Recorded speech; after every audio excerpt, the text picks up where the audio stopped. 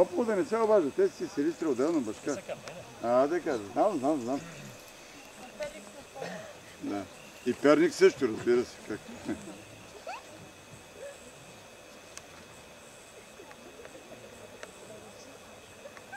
Състезанията утре сутринта.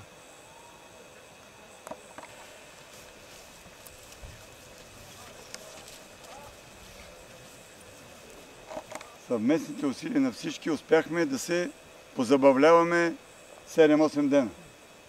Радвам се, че броя на пристигналите е равен на броя на тръгващите се. Моля ви утре да оставим лагера в състоянието, в което беше, когато дойдохме.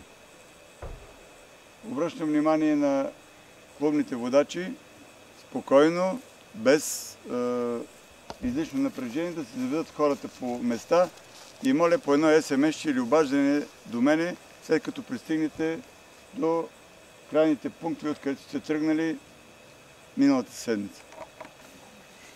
Арабски жребци! Арабски жребци! Арабски жребци!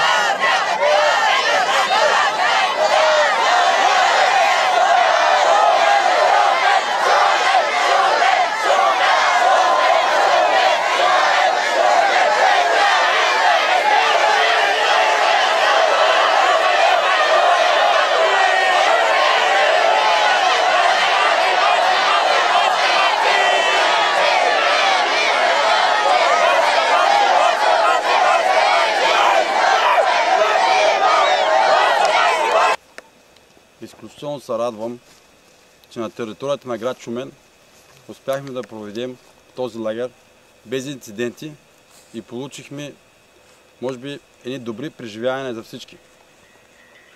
Наред с всички проблеми, които се създадаха, ние намерихме разрешение. Но решението го намерихме сами, а заедно с вас.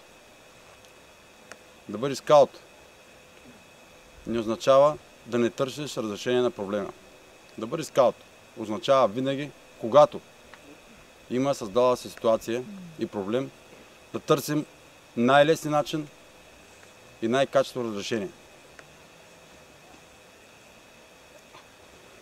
Сега ще извадя брадата и ще закрия лагера. След това всички скаути ще ви помоля да отидем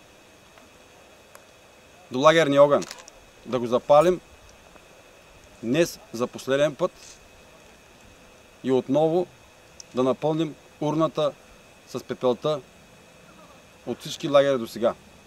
Следващата година отново ще запалим лагерния огън. Но ние не трябва да забравяме този огън и трябва да носим всеки ден част от него в сърцето си. Закривам национален лагер! Стой! Стой малко!